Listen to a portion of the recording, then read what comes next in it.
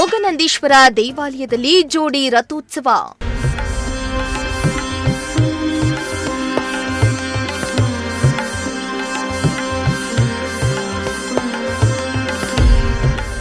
ರಥ ಎಳೆದು ಇಷ್ಟಾರ್ಥ ಸಿದ್ಧಿಗೆ ಪ್ರಾರ್ಥಿಸಿದ ಭಕ್ತಾದಿಗಳು.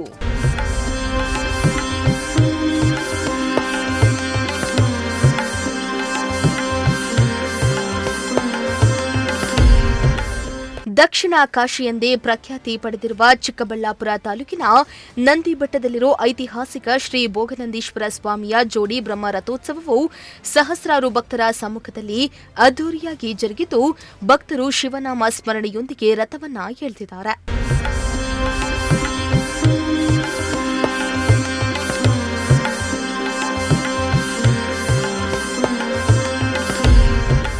ಇನ್ನು ಶಿವರಾತ್ರಿ ಹಬ್ಬದ ಮಾರನೇ ದಿನ ನಡೆಯುವ ಈ ಜೋಡಿ ರಥೋತ್ಸವವನ್ನ ಕಣ್ತುಂಬಿಕೊಳ್ಳಲು ಲಕ್ಷಾಂತರ ಸಂಖ್ಯೆಯಲ್ಲಿ ಭಕ್ತರು ಆಗಮಿಸಿ ದೇವರ ದರ್ಶನ ಪಡೆದರು.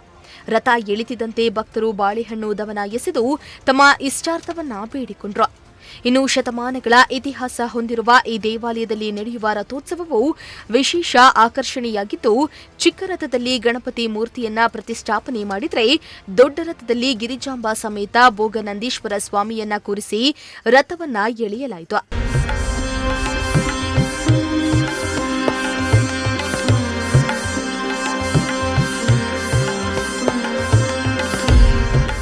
ಇನ್ನು ರಥೋತ್ಸವದ ಅಂಗವಾಗಿ ದೇವರಿಗೆ ವಿಶೇಷ ಪೂಜೆ, ಅಭಿಷೇಕ ಸೇರಿದಂತೆ ವಿವಿಧ ಪೂಜಾ ಕೈಂಕರ್ಯಗಳು ನೆರವೇರಿದವು.